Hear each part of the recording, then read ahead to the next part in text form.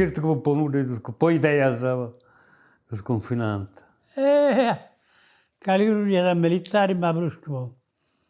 Poi un tillo, poi. Ci fu questa legge del confino, sono fatto di Mussolini, gente che ha fatto confinare un montone di gente.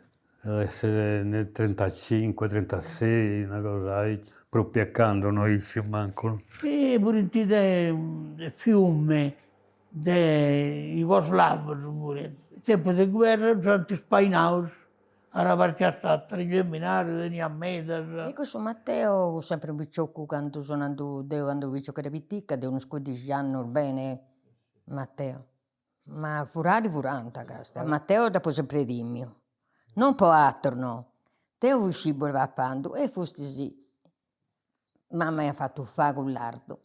Io savano di a pappari che non mi piaceva. E mamma tanto di nata, fratello mio, per questo tempo su me si fa di facciamo a Matteo che si aveva sapere che si dà una Anna. Non ho fatto Matteo Niccuni, ma non credo motivo, no. Capitava combinazione. Io pensavo che un tessio a cammino, fratello mio, e Matteo è in buca dentro. E si va in mamma, Matteo, vai tinti che sei, Anna sei papà, sava. E non ti tornavo più che sei spappando, bella papà da passava per mi dire in Matteo. Anzi, mo sono battendo ma si inizia a intendere questo nome, non ti potevo sopportare, poi mi sono dopo dentro un mala di Matteo, e furanta. Ora io sto venendo una sport in Vigo, Teo è di Pisano e so poi mi mariuccio lui. Buono in cosa apposta, tanto noi sono di lì, anche a Vigo. E mi hanno fumato il bier, non veniva dai confinausi. E poi sono liberati, dopo mi ero mercatantare liberati, dopo veniva la guerra. Poi hanno furti anche italiani.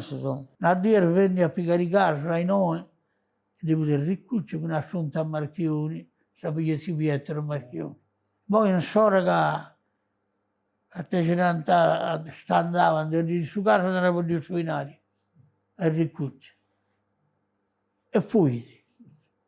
Ma è stato che tu vivi anche con la sua, e dopo di suo fratello Giuseppe. Mi comincia a bastonare, era poco a suinare, penso che la chiesa ci pappavo, perché si morge.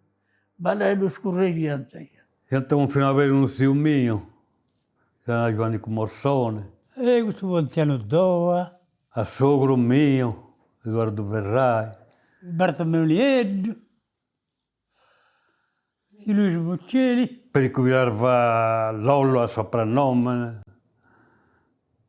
e che un altro non mi ricordo.